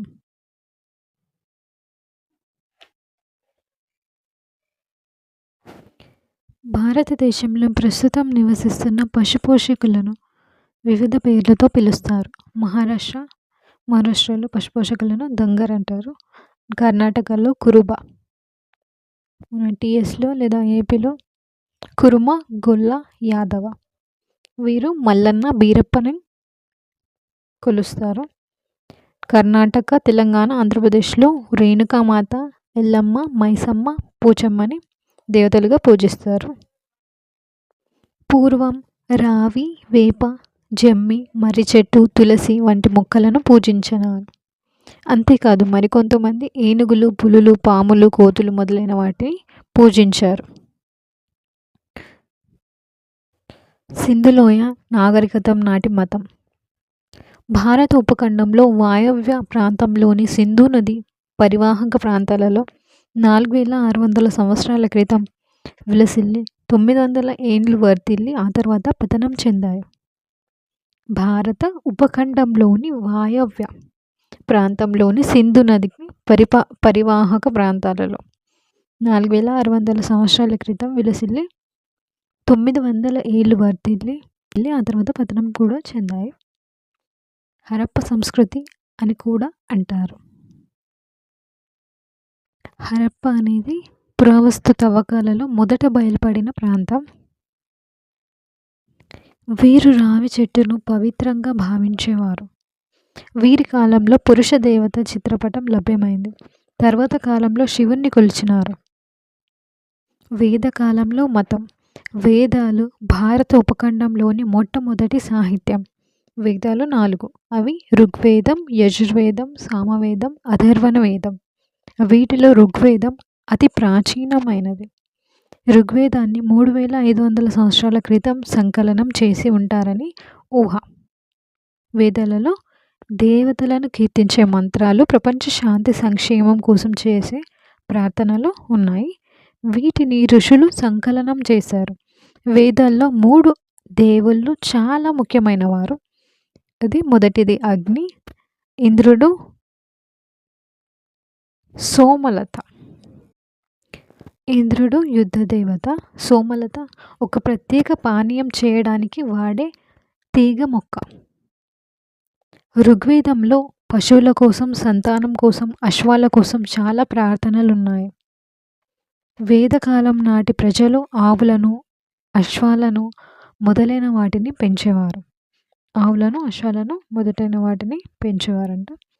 భారతదేశ వాయవ్య భాగంలో హిందూకుష్ పర్వత శ్రేణులకు, యమునా నదికి మధ్య భాగంలో వీళ్ళు నివసించేవారు. వాయవ్య భాగంలో హిందూకుష్ పర్వత శ్రేణులకు, యమునా నదికి మధ్య భాగంలో వీళ్ళు నివసించేవారంట. క్రతువులు, అగ్ని బలులు, జంతు బలులు గురించి యజుర్వేదంలో, అథర్వణ వేదంలో వివరిస్తున్నాయి. ఇదే కాలంలో వర్ణ వ్యవస్థ ఏర్పడింది. ఈ వర్ణ వ్యవస్థలో అంటే కులాలు 4. వర్ణ వ్యవస్థ 4 రకాలు. బ్రాహ్మణులు, క్షత్రియులు, వైశ్యులు, శూద్రులు. బ్రాహ్మణులు యాగాలు, వేదాధ్యయనం చేసేవారంట. క్షత్రియులు రాజ్యపాలన భారం. వైశ్యులు పశువులను పోషిస్తూ భూములను దున్ని వ్యవసాయం. వీళ్ళు బ్రాహ్మణులకు, క్షత్రియులకు కానుకలు చెల్లించేవారంట. వీరు వైశ్యులు. వీరు పశువులను పోషిస్తూ భూములను దున్ని వ్యవసాయం చేసేవారట. మరియు బ్రాహ్మణులకు, క్షత్రియులకు వీళ్ళు కానుకలు చెల్లించేవారు. క్షత్రియులు రాజ్యపాలన చేసేవారు. బ్రాహ్మణులు యాగాలు, వేదాధ్యయనం చేసేవారు. శూద్రులు కుల వృత్తులకు సంబంధించిన చేసేవారు, సమాజ సేవ. రాక్షస గుళ్ళు. పెద్ద పెద్ద బండరాలతో నిర్మించిన వాటిని సమాధులు, రాక్షస గుళ్ళు అంటారు. ఈ పద్ధతి సుమారు 3000 సంవత్సరాల క్రితం ప్రారంభమైంది. ఈ పద్ధతి దక్కన్ ప్రాంతంలో, దక్షిణ భారతదేశంలో, ఈశాన్య భారత్లో, కాశ్మీర్లో ఉంది. సో బండరాలతో నిర్మించిన వాటిని రాక్షస గుళ్ళు అంటారంట. పెద్ద పెద్ద బండరాలతో నిర్మించిన వాటిని సమాధులు. 3000 సంవత్సరాల క్రితం ఈ పద్ధతి ప్రారంభమైందంట. దక్కన్ ప్రాంతంలో, దక్షిణ భారతదేశంలో అండ్ ఈశాన్య భారతంలో, కాశ్మీర్లో ఉందంట. సో మెగాలిథిక్స్, తెలంగాణ, బృహత్ శిలాయుగం మరియు చెరువులలో అధిక సంఖ్యలో మెగాలిథిక్ కాలం నాటి సమాధులు బయటపడ్డాయి. మెన్హెజ్ పొడవైన రాళ్ళు, నలుపు, ఎరుపు రంగులు. కఠోపనిషత్తు కథ. సో మెన్హిస్ పొడవైన రాళ్ళంట, గుండ్రని బండరాళ్ళు, శిలలతో చిన్న గదిలలాగా నిర్మించిన సమాధులు బయలుపడ్డాయంట. అండ్ నలుపు, ఎరుపు రంగులతో కూడిన అనేక రకాలైన పెద్ద కొండలు, వాటితో పాటు నల్లని నునుపైన ఇనుప వస్తువులు కూడా బయటపడ్డాయి. నెక్స్ట్ కఠోపనిషత్తు కథ. నచికేతుడు, యముడు. వినాశనం లేని దానికి ఆత్మ లేక బ్రహ్మము అని పేరు. పరివ్రాజకులు. సత్యాన్వేషకులకు స్థిర నివాసం ఉండదు. వీరిని భిక్షువులు, తిరిగే వాళ్ళు అని కూడా అంటారు. సత్యాన్వేషకులకు స్థిర నివాసం ఉండదంట. వీరిని భిక్షువులు, తిరిగే వాళ్ళు అని కూడా అంటారు. పరివ్రాజకులలో గొప్పవారు వర్తమాన మహావీరుడు, మక్కలి గోశాల, గౌతమ బుద్ధుడు, అజిత కేశకం బలి. వీరు పరివ్రాజకులలో గొప్పవారంట. వర్తమాన మహావీరుడు పుట్టుక, చావు అనే చక్రబంధం నుండి విమోచనం ఎలా అనే ప్రశ్నకు సమాధానం కోసం అన్వేషించాడు. పుట్టుక, చావు అనే చక్రబంధం నుంచి విమోచనం ఎలా అనే ప్రశ్నకు సమాధానం అన్వేషించారంట వర్తమాన మహావీరుడు. వర్తమాన మహావీరుడు ఒక ఘన సంఘంలో జన్మించాడు. 30 సంవత్సరాల వయసులో ఇంటిని వదిలి పరివ్రాజకుడు అయ్యాడు. 12.5 సంవత్సరం ధ్యానం, తపస్సు ఫలితంగా మహావీరుడు జినుడు అయ్యాడు. జినుడు అంటే కోరికలను జయించినవాడు. బోధనలు: ఇతరులకు దుఃఖాన్ని కలుగజేస్తే మన పాపాలు పెరుగుతాయి. చిన్న ప్రాణికి కూడా హాని తలపెట్టకూడదు. శరీరాన్ని కఠోర శ్రమకు గురి చేయాలని పై విధంగా చేస్తే పాప విముక్తులు కాగలరని ఆయన చెప్పాడు. ఈ విధంగా జైన మతం ప్రాచుర్యంలోకి వచ్చింది. గౌతమ బుద్ధుడు, సిద్ధార్థుడు. ప్రపంచమంతా ఎందుకు దుఃఖమయంగా ఉంది, దుఃఖాన్ని జయించడం ఎలా అని అన్వేషించాడు అనే ప్రశ్నకు సమాధానం కోసం గౌతమ బుద్ధుడు అన్వేషించాడు. సిద్ధార్థుడు ఒక ఘన సంఘంలో జన్మించాడు. ఒకరోజు ఇంటిని, భార్యను, కొడుకును వదిలి తన ప్రశ్నకు సమాధానాన్ని వెతుక్కుంటూ పరివ్రాజకుడు అయ్యాడు. 6 సంవత్సరాల ధ్యానం, తపస్సు ఫలితంగా అతడు బుద్ధుడు అయ్యాడు. దుఃఖానికి కారణం కోరికలు. కోరికలను అదుపులో ఉంచితే దుఃఖం నుంచి విముక్తి లభిస్తుంది. బౌద్ధ మతం దీనిని గొప్ప మధ్య మార్గంగా పిలిచింది. బుద్ధుని, అతని అనుయాయుల బోధనలను త్రిపిటకాలు అనే పేరుతో సంకలనం చేశారు. త్రిపిటకాలు: సుత్త, అభిధమ్మ, వినయ.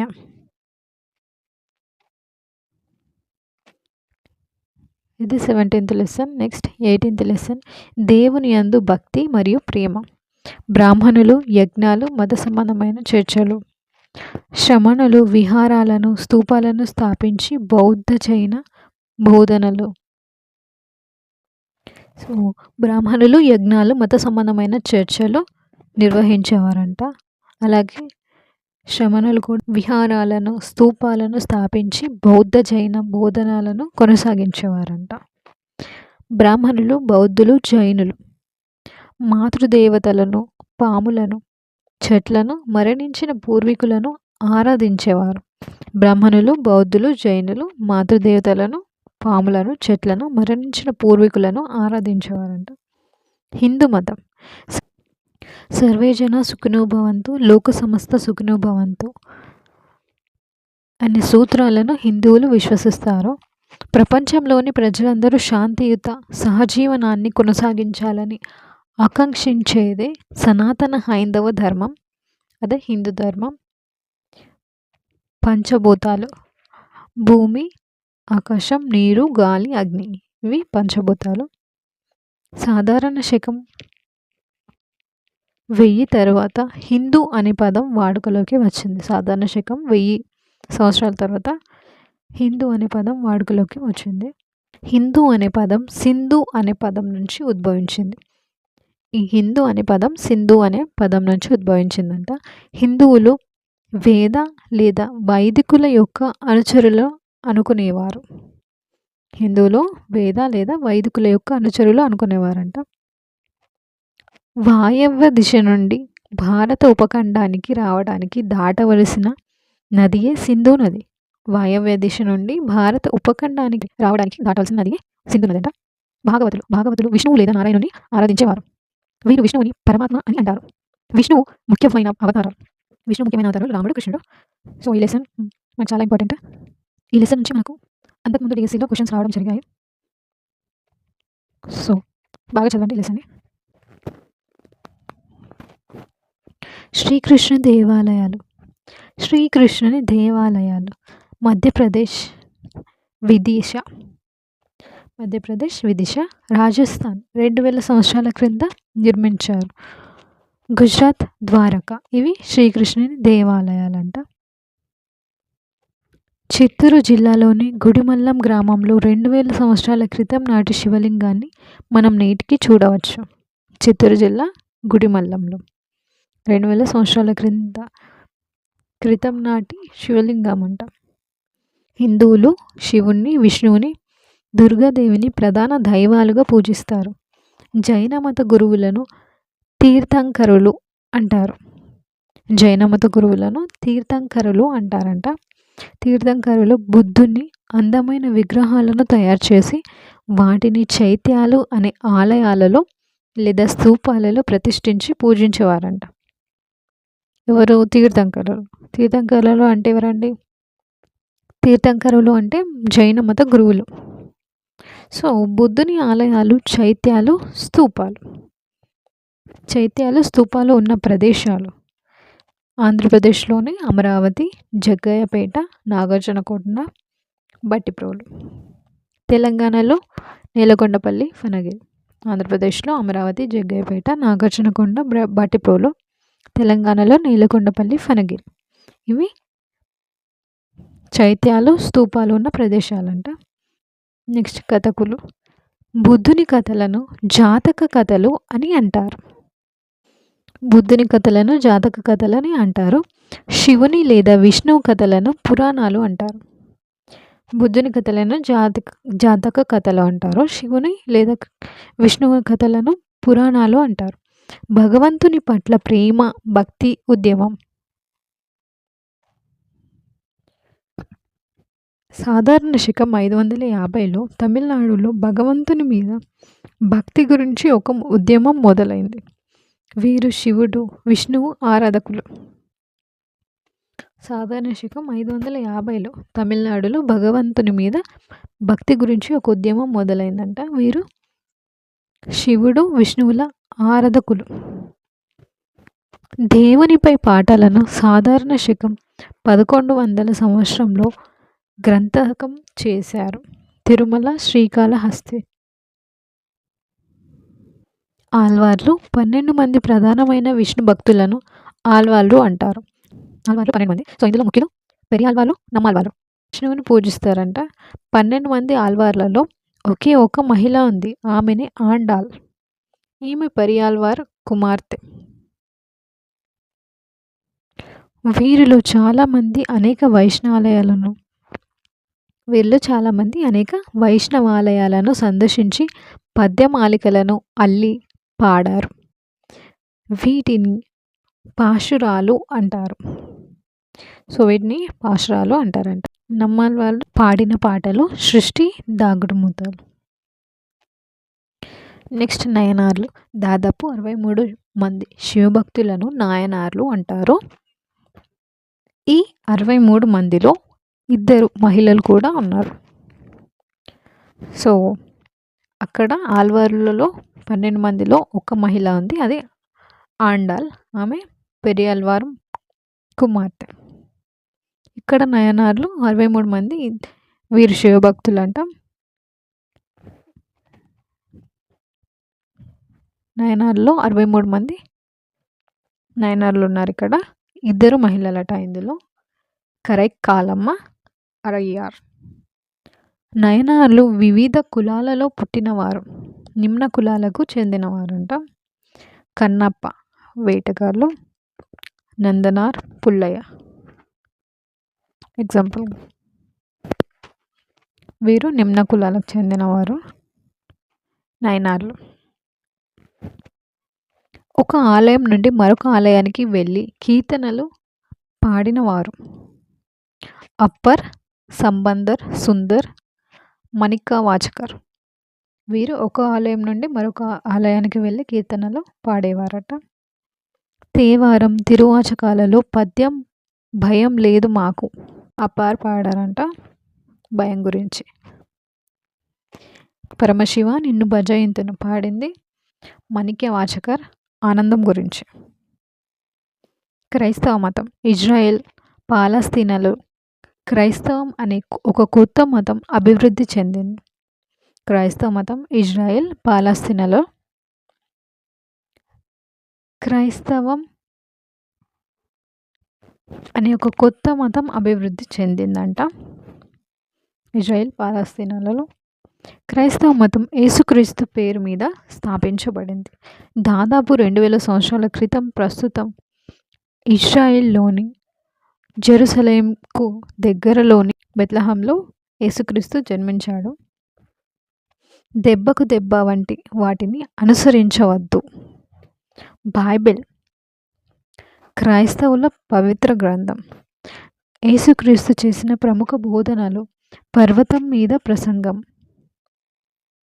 సెరియన్ ఆన్ ద మౌంట్. యేసుక్రీస్తు చేసిన ప్రముఖ బోధనలు ఏంటి? పర్వతం మీద ప్రసంగం, సెరియన్ ఆన్ ద మౌంట్ అంట. సెయింట్ థామస్ రోమన్ వర్తకులతో కలిసి 2000 సంవత్సరాల క్రితం భారతదేశానికి యేసు బోధనలను తీసుకొని వచ్చాడు. సెయింట్ థామస్ రోమన్ వర్తకులతో కలిసి 2000 సంవత్సరాల క్రితం భారతదేశానికి యేసు బోధనలను తీసుకొని వచ్చారంట. సెయింట్ థామస్ క్రైస్తవ మతాన్ని దక్షిణ భారతదేశంలో ప్రచారం చేశాడు. మన దక్షిణ భారతదేశంలో క్రైస్తవ మతాన్ని సెయింట్ థామస్ పరిచయం చేశాడంట. Saint Thomas basilica church, Chennai 1523లో నిర్మించాడంట. తమిళనాడు, చెన్నై తమిళనాడులో బాసిలికా చర్చిని సెయింట్ థామస్ నిర్మించారంట 1523లో. ఇస్లాం మతం అరేబియాలో పుట్టింది. దీనిని మహమ్మద్ ప్రవక్త స్థాపించారు. మహమ్మద్ ప్రవక్త అరేబియాలోని మక్కాలో క్రీస్తు శకం 570లో జన్మించారు. ఇస్లాం మత పవిత్ర గ్రంథం ఖురాన్. కేరళలోని చెరమాన్ మసీదు భారతదేశంలోని మొట్టమొదట నిర్మించబడిన మసీదుగా నమ్ముతారంట. చెరమాన్ మసీదును, ఇది కేరళలో ఉంది. సో ఇది మన భారతదేశంలో మొట్టమొదట నిర్మింపబడిన మసీదుగా నమ్ముతారంట. భారతదేశానికి నౌకా వాణిజ్యం కోసం వచ్చిన అరబ్ వర్తకులు ఇస్లాం మతాన్ని మన దేశంలో వ్యాపింపజేశారు. 19th లెసన్ భాష, లిపి, గొప్ప గ్రంథాలు. తన్ని అంటే నీళ్ళు, సహజ పానీయం, వాటర్ అని కూడా అంటారు. ద్రావిడ భాషా కుటుంబానికి చెందినవి తెలుగు, తమిళ్, కన్నడ, మలయ, గోండ్. ఇండో ఆర్యో భాషా కుటుంబం సంస్కృతం, హిందీ, మరాఠీ, బెంగాలీ. ఇవి ఇండో ఆర్యో భాషా కుటుంబాలు సంబంధించినవి. తెలుగు భాషలో ఇతర భాషా పదాలు వచ్చి చేరినాయి. ఎగ్జాంపుల్కి సంస్కృతం, మరాఠీ, అరబిక్, పార్సీ, పర్షియన్ మొదలగు భాషలు తెలుగులో వచ్చి చేరినాయి. 4000 సంవత్సరాల క్రితం సింధు లోయ ప్రజలు బొమ్మల లిపిని వాడారు. 4000 సంవత్సరాల క్రితం సింధు లోయ ప్రజలు బొమ్మల లిపిని వాడారంట. ఇక్కడ ఇచ్చారు చూడండి, ఇవి బొమ్మల లిపి. సింధు లోయలో ప్రజలు వాడారంట వీటిని 4000 సంవత్సరాల క్రితం. భారతదేశంలో వాడుతున్న అనేక లిపులకు మూలం అశోకుడు ఉపయోగించిన బ్రాహ్మీ లిపి అని చెప్పవచ్చు. దేవనాగరి, తెలుగు, తమిళం. భారతదేశంలో వాడుతున్న అనేక లిపులకు మూలం అశోకుడు ఉపయోగించిన బ్రాహ్మీ లిపి అంట. ఈ దేవనాగరి, తెలుగు, తమిళంకి కూడా మూలం బ్రాహ్మీ లిపి అంట. పురాతన శిలాశాసనాలలో ఒకటి ఆంధ్రప్రదేశ్లోని కృష్ణా జిల్లాలో బట్టిప్రోలు స్తూపంలో ఉందంట. ఇది సుమారు క్రీస్తు పూర్వం 2000 సంవత్సరాల నాటికి చెందింది. చూడండి, ఇక్కడ తెలుగులో అమ్మ అంట, తమిళంలో తాయ్, ఆంగ్లంలో మదర్, సంస్కృతంలో మాతృ, పార్షియాలో మదర్, మరాఠీలో ఆయ్, హిందీలో మా. సో నెక్స్ట్, దేని మీద రాసేవారు? మొదట్లో గుడ్డ మీద, ఆకుల మీద, చెట్ల బెరడు మీద రాసేవారు. ఆ తర్వాత కుండల మీద గీస్తూ రాసేవారు. ఉత్తర భారతదేశంలోని భూర్జపత్రాలనే చెట్ల బెరడు పొరలను కాగితంలో ఉపయోగించి రాసేవారు. వేదాలు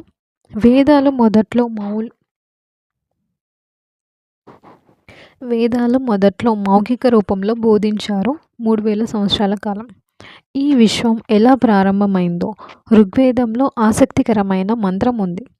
నాసదీయ సూక్త, ఋగ్వేదం. సో నెక్స్ట్, ఇతిహాసాలు 2. రామాయణం, మహాభారతం. రామాయణం ఆదర్శపుత్రుడు, భార్య, సోదరుడు, పరిపాలకుల గురించి వివరిస్తుంది. వాల్మీకి మహర్షి సంస్కృతంలో రచించిన రామాయణాన్ని ఆది కావ్యంగా పరిగణిస్తారు. సీతారాముల చరిత్ర రామరావణ యుద్ధాన్ని వర్ణించి తెలుపుతుంది. మొదట్లో ఈ కథలను కథకులు పాడుతూ ప్రచారం చేసేవారు. నెక్స్ట్ మహాభారతం. దీనిలో ప్రపంచంలోకెల్లా ఎక్కువ శ్లోకాలు కలిగినవి మరియు వందల కొద్ది చిన్న చిన్న కథలు కూడా ఉన్నాయి. దీన్ని మొదట్లో వీధి భాగవతులు చెప్పేవారు. దీన్ని వ్యాస మహర్షి సంస్కృతంలో రచించాడు. దాయాదుల మధ్య ఏర్పడిన సంఘర్షణల గురించి తెలుపుతుంది. కౌరవులు పాండవుల మధ్య జరిగిన సంఘర్షణ గురించి. కీసా గౌతమి కథ. కుమారుని మరణం, ఆవగింజలు, బుద్ధుడు. సంగమ వాగ్మయం అంటే అనేక మంది కవులు, కవయిత్రులు, పండితులు రాసిన పద్యాలు.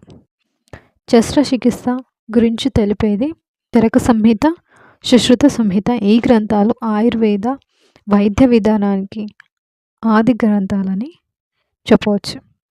చరక సంహిత, సుశ్రుత సంహిత ఇవి శస్త్రచికిత్స గురించి తెలుపుతాయంట. ఆయుర్వేద వైద్య విధానానికి ఆది గ్రంథాలని చెప్పవచ్చు అంట. ఆర్యభట్టీయం భూభ్రమణం వల్ల రాత్రి పగలు ఏర్పడతాయని, సూర్యుడు భూమి చుట్టూ తిరగడం లేదని చెప్పాడు. గణితంలో దశాంశ పద్ధతిని, స్థానపు విలువలను, సంఖ్యమానాన్ని కనుగొన్నాడు. ఆర్యభట్టీయం భూభ్రమణం వల్ల రాత్రి పగలు ఏర్పడతాయని, సూర్యుడు భూమి చుట్టూ తిరగడం లేదని చెప్పాడంట. గణితంలో దశాంశ పద్ధతిని, స్థానపు విలువలను, సంఖ్యమానాన్ని కూడా కనుగొన్నాడు. పూర్వం రోమన్లు 102 నెంబర్స్ని ఈ విధంగా సూచించేవారంట. అవి ఏవైనా నంబర్స్ని రోమన్ సంఖ్యలలో, అంటే ఇక్కడ ఉన్నాయి కదా, సో సి అంటే 100 అని, ఇలా ఎక్స్ ఉంటే 10 అని, అలా వి టైప్లో ఉంటే 5, సో ఇలా సూచించేవారు. ఇవి రోమన్ నెంబర్స్ అండి. సో నెంబర్స్ని రోమన్ నెంబర్స్లను సూచించేవారంట వాళ్ళు. సో రోమన్లు సున్నాను ఉపయోగించేవారు కాదు. ఇప్పుడు ప్రపంచం అంతా సంఖ్యామాన పద్ధతిని ఉపయోగిస్తున్నారు, అంటే నెంబర్ సిస్టమ్ని యూజ్ చేస్తున్నారు మనం. సంస్కృత సాహిత్యము. పాణి అష్టాధ్యాయి అనే వ్యాకరణ గ్రంథాన్ని సంస్కృతంలో రాశాడు. ఈ అష్టాధ్యాయి గ్రంథంపై పతంజలి ఒక సుదీర్ఘ వ్యాఖ్యానాన్ని రాస్తూ దీన్ని ముందుకు తీసుకెళ్లాడు. కుషానుల కాలంలో అశ్వఘోషుడు బుద్ధుని జీవిత చరిత్రను తెలుపుతూ బుద్ధ చరితము అనే గ్రంథాన్ని రాశాడు. బుద్ధ చరితము సంస్కృతంలోని మొట్టమొదటి పద్య కావ్యము. బుద్ధ చరితము సంస్కృతంలోని మొట్టమొదటి పద్య కావ్యము. రెండవ చంద్రగుప్తుని ఆస్థానంలోని అమరసింహుడు అమరకోశము అనే ప్రసిద్ధ సంస్కృత నిఘంటువును రచించాడు. సో అమరకోశము అనే ప్రసిద్ధ సంస్కృత నిఘంటువుని అమరసింహుడు రచించాడంట. ఈ అమరసింహుడు రెండవ చంద్రగుప్తుని ఆస్థానంలో ఉండేవాడు. సో భాష నాటకకర్త. రామాయణ మహాభారతాల ఆధారంగా 13 నాటకాలు రాశాడు. కాళిదాసు అభిజ్ఞాన శాకుంతల నాటకం మహాభారతంలోని శకుంతల దుష్యంతుల ప్రేమను వర్ణిస్తుంది. శూద్రకుడు మృశ్చకటికం నాటకం పట్టణ ప్రజల జీవితాల గురించి తెలుపుతుంది.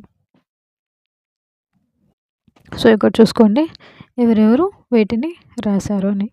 పాణి అష్టాధ్యాయి, అశ్వఘోషుడు బుద్ధ చరితము, అమరసింహుడు అమరకోశము, భాష 13 నాటకాలు, కాళిదాసు అభిజ్ఞాన శాకుంతల, శూద్రకుడు మృశ్చకటికం. నెక్స్ట్ 20th లెసన్ శిల్పం, కట్టడాలు. 10,000 సంవత్సరాల పూర్వం నుండి నవీన సిరియా మరియు పాలస్తీనా వాసులు వ్యవసాయం మరియు జంతువులను మచ్చిక చేసుకోవడం ప్రారంభించారు. నవీన సిరియా మరియు పాలస్తీనా వాసులు 10,000 సంవత్సరాలకు పూర్వం వ్యవసాయం మరియు జంతువులను మచ్చిక చేసుకోవడం ప్రారంభించారంట. భారత ఉపఖండంలో 7,000 నుండి 8,000 సంవత్సరాల నాటి పురాతన గ్రామాలు బెలూచిస్తాన్లోని వాయవ్య ప్రాంతంలో బయలుపడ్డాయి. భారత ఉపఖండంలోని 7,000 నుంచి 8,000 సంవత్సరాల నాటి పురాతన గ్రామాలు బెలూచిస్తాన్లోని వాయవ్య ప్రాంతంలో బయలుపడ్డాయంట. 5000 సంవత్సరాల క్రితం భారత ఉపఖండంలోని వాయవ్య ప్రాంతాలైన బెలూచిస్తాన్, సింధు, పంజాబ్, గుజరాత్లలో ఇవి ఉద్భవించాయి. 5000 సంవత్సరాల క్రితం భారత ఉపఖండంలోని వాయవ్య ప్రాంతాలైన బలూచిస్తాన్, సింధ్, పంజాబ్, గుజరాత్లలో ఇవి ఉద్భవించాయంట. భారత ఉపఖండంలో పేరుగాంచిన ప్రాచీన నగరాలు హరప్ప, మొహంజోదారో, కలిబంగన్, లోథాల్ ఇవి పేరుగాంచిన ప్రాచీన నగరాలంట. ఈ నగరాలు తూర్పున పంజాబ్, హర్యానాల నుండి పశ్చిమాన బెలూచిస్తాన్ వరకు, ఆఫ్ఘనిస్తాన్ నుండి దక్షిణాన ఉన్న గుజరాత్ వరకు ఒకే రకమైన లక్షణాలతో విస్తరించబడ్డాయి. ఈ నగరాలు పంజాబ్, హర్యానాల నుండి పశ్చిమాన బెలూచిస్తాన్ వరకు, ఆఫ్ఘనిస్తాన్ నుండి దక్షిణాన గుజరాత్ వరకు ఒకే రకమైన లక్షణాలతో విస్తరించబడ్డాయంట. హరప్ప రాగి, వెండి, తగరం మిశ్రమ లోహమైన ఇత్తడిని వీరు వాడినారు. ఇనుమును వీరు ఉపయోగించలేరు. వీరు వాడిన పనిముట్లు రాయి, చెక్కతో చేసిన పనిముట్లు.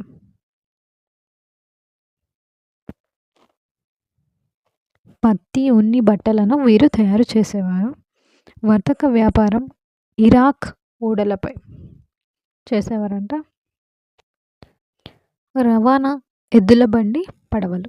బుద్ధుడు మొదటిసారిగా బోధించిన సారనాథ్లోని సింహ శిఖరం, దీన్ని అశోకుడు స్థాపించాడు.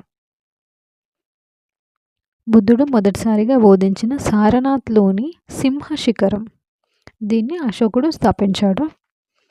ఈ 4 సింహాలు మౌర్య చక్రవర్తుల శక్తికి, రాజసానికి ప్రతీకలు. ఈ సింహ శిఖరాన్ని రాంపూర్వాలోని వృషభ శిఖరంతో పోల్చితే ఈ ఎద్దు హరప్పాలోని ఎద్దుని పోలి ఉంటుంది. బౌద్ధ స్తూపాలు, విహారాలు. మధ్యప్రదేశ్లో ఉన్న సాంచి స్తూపాన్ని అశోకుడు నిర్మించాడు. ఈ సాంచి స్తూపం అర్ధగోళం, సగం బంతి ఆకారాన్ని కలిగి ఉంది. దీని మధ్యలో బుద్ధుడు లేక బౌద్ధ భిక్షువు అవశేషాలు, దంతం, ఎముక, జుట్టు, శరీర భాగాలు ఉంటాయంట. దీని మధ్యలో సాంచి స్తూపం మధ్యలో దీనిపైన ఒక స్తంభం, దాని చివర ఛత్రం ఉంటాయి. దీన్ని అశోకుని కాలంలో మట్టి, ఇటుక, చెక్కతో నిర్మించాడు. ఆ తర్వాత రాతితో నిర్మించారు. ఈ స్తూపాన్ని బుద్ధునికి ప్రతీకగా భావిస్తారు. ఈ స్తూపపు గుమ్మటాన్ని విశ్వంగాను, ఈ స్తంభాన్ని భూమి, స్వర్గాన్ని కలిపే వారధిగాను భావిస్తారు. యాత్రికులు దీన్ని పుష్పాలతో పూజిస్తారు. వెలుపల ధ్యానం. ప్రాచీన శిథిలాలు ఉన్న ప్రాంతాలు ఆంధ్రప్రదేశ్లోని అమరావతి, భట్టిప్రోలు, రామతీర్థం, సాలిహుడం. భట్టిప్రోలు వద్ద బుద్ధుని అస్థిక కలిగిన ఒక స్ఫటిక పేటికను కనుగొన్నారు. నేలుకొండపల్లి బుద్ధ స్తూపం, జిల్లా ఖమ్మం. ఆంధ్రప్రదేశ్లోని గుంటూరు జిల్లాలో ఉన్న అమరావతి స్తూపం అత్యంత ప్రసిద్ధమైంది. దీనిని 1900 సంవత్సరాలకు పూర్వం శాతవాహనులు కాలంలో నిర్మించారు. అమరావతిలో ఉన్న వస్తువులు బ్రిటిష్ వారు కనుక్కొని లండన్కు తరలించారు. తరలించలేని వాటిని మద్రాసు మ్యూజియంలో భద్రపరిచారు. ఇక్ష్వాకుల రాజధాని విజయపురిలో నాగార్జునకొండ స్తూపం ఉంది. ఇక్ష్వాకుల రాజధాని విజయపురిలో నాగార్జునకొండ స్తూపం ఉంది. ఇది క్రీడా ప్రాంగణాన్ని నిర్మాణంలో పోలి ఉంది. పిచ్చి పట్టిన నలగిరి అనే ఏనుగును బుద్ధుడు శాంతింపచేశాడు. నలగిరి అనే పిచ్చిపట్టిన ఏనుగును బుద్ధుడు శాంతింపజేశాడు. విహారాలనేవి బౌద్ధ భిక్షువులు నివసించిన సన్యాసుల పీఠాలు లేదా ఆవాసాలు. వీటిలో మతపరమైన విద్య నేర్పేవారు. చైత్యముని బౌద్ధ భిక్షువులు ప్రార్థనా స్థలమని అంటారు. చైత్యముని బౌద్ధ భిక్షువులు ప్రార్థనా స్థలమని అంటారు. నాసిక్, కార్లీలలో గుహ విహారాలను కనుగొన్నారు. నాసిక్ కార్లేలలో గుహ విహారాలని కనుగొన్నారు. గొప్ప విద్యా కేంద్రాలు తక్షశిల, నలంద, నాగార్జునకొండ ఇవి గొప్ప విద్యా కేంద్రాలంట. బౌద్ధ సన్యాసుల పీఠాలను సందర్శించిన చైనా యాత్రికుడు. బౌద్ధ సన్యాసుల పీఠాలను సందర్శించిన చైనా యాత్రికులంట. ఫాహియాన్ ఇత్సింగ్ హ్యుయాన్సాంగ్ ఇతడు నలందలో విద్యను అభ్యసించినాడు. విహారాలను మహారాష్ట్రలోని కార్లే, భాజా, కాన్హేరి, నాసిక్లలో చూడవచ్చు. 21వ లెసన్ తెలంగాణలో పచ్చదనం. ఇది మన 6th క్లాస్లో లాస్ట్ లెసన్ అండి. సో 15 degrees 61 సెకండ్ మరియు 19 degrees 47 సెకండ్ ఉత్తర అక్షాంశాలు, 77 degrees 16 సెకండ్ మరియు 81 degrees 43 సెకండ్ తూర్పు రేఖాంశాల మధ్యన మన తెలంగాణ రాష్ట్రం ఉంది. సో వీటిని గుర్తుపెట్టుకోండి. ఇది దక్కను పీఠభూమిలోని అర్ధశుష్క ప్రాంతంలో గలదు. ఇక్కడ శీతోష్ణ స్థితి ప్రధానంగా వేడిగా పొడిగా ఉంటుంది. భారత జాతీయ అటవీ విధానం ఇక్కడ 1998 అని పడింది. సో ఇది రాంగ్. 1988 ఇయర్. సో 1988 ప్రకారం మొత్తం భౌగోళిక విస్తీర్ణంలో 33% చెట్లతో విస్తరించి ఉండాలి. సో తెలంగాణలో అడవుల శాతం 24% మాత్రమే ఉన్నది. 33% అడవులను పెంచడానికి తెలంగాణ రాష్ట్ర ప్రభుత్వం బృహత్తరమైన మొక్కలు నాటే కార్యక్రమాన్ని చేపట్టింది. ఇది 2 విధాలుగా ఉంది.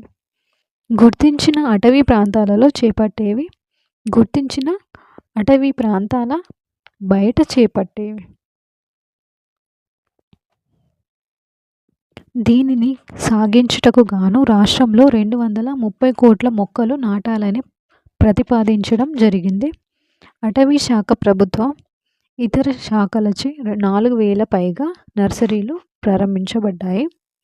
ఈ నర్సరీలలో పెంచే మొక్కలు వేప, తులసి వంటి ఔషధ మొక్కలు, బాదం, మామిడి, సపోటా, జామ, సీతాఫలం వంటి పండ్ల మొక్కలు, మల్లె, బంతి, గులాబీ, గుల్మోహర్ లాంటి పూల మొక్కలు, బాటు సిల్వర్, ఓక్, రావి, మర్రి, నేరేడు వంటి ఇతర మొక్కలు ఇవన్నీ కూడా నర్సరీలలో పెంచే మొక్కలు. నాటిన మొక్కలు అన్నీ రక్షించబడుతున్నది లేనిది తెలుసుకోవడానికి రాష్ట్ర ప్రభుత్వం జియో ట్యాగింగ్ ద్వారా పరిశీలిస్తుంది. పాఠశాల జరిగే కార్యక్రమం పేరు ప్రతి ఒక్కరూ ఒక్క మొక్క, each one plant one. So పాఠశాలలు, కార్యాలయాలు మరియు ఇతర స్థలాల్లో అవసరమైన చోట ట్రీ గార్డ్స్ సరఫరా చేస్తున్నారు. వృక్షాలను రక్షించండి, అవి మనల్ని రక్షిస్తాయి.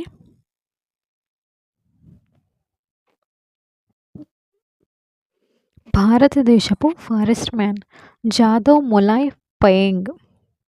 జాదవ్ మొలాయ్ పయేంగ్ అస్సోంలోని జోర్హాట్ జిల్లాలోని ఒక అటవీ కార్మికుడు. జాదవ్ మొలాయ్ పయేంగ్ తన 16వ ఏట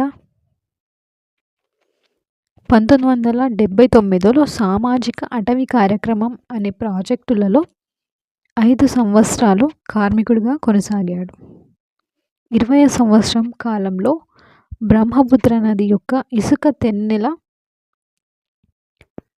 20 సంవత్సరాల కాలం నాటికి 20 సంవత్సరాల కాలంలో బ్రహ్మపుత్ర నది యొక్క ఇసుక తిన్నెలపై తాను దాదాపు 1360 ఎకరాల విస్తీర్ణంలో ఎన్నో చెట్లు నాటి వాటిని సంరక్షించాడు. అందుకు గాను అడవికి ఆయన పేరుతో మొలాయ్ అడవిగా పిలుస్తున్నారు. భారతదేశపు ఫారెస్ట్ మ్యాన్గా జాదవ్ మొలాయ్ పయేంగ్ పిలుస్తున్నారు. సో భారతదేశపు ఫారెస్ట్ మ్యాన్గా ఎవరిని పిలుస్తాం మనం? జాదవ్ మోలాయ్ పయేంగ్. దేశంలోనే 4వ అత్యున్నత పౌర పురస్కారం అయిన పద్మశ్రీతో గౌరవించడం జరిగింది. సో ఈ జాదవ్ మోలాయ్ గారికి పద్మశ్రీ పురస్కారం కూడా గౌరవించడం జరిగిందంట. సో ఇది మన 6th class complete lesson. So part 1 నేను ఆల్రెడీ చేశాను. చూడని వాళ్ళు ఉంటే వెళ్ళి చూడండి. సో వీడియోస్ చూస్తున్నారు, లైక్ చేయట్లేదు, సబ్స్క్రైబ్ కూడా చేసుకోవడం లేదు. సో మీరు సబ్స్క్రైబ్ చేసుకొని లైక్ చేయడం వల్ల మాకు కొంచెం సపోర్టింగ్గా ఉంటుంది. కాబట్టి ప్లీజ్ సబ్స్క్రైబ్ చేసుకోండి. ఈ వీడియో మీకు నచ్చినట్లయితే లైక్ చేయండి అండ్ మీ ఫ్రెండ్స్కి కూడా షేర్ చేయండి. Thank you.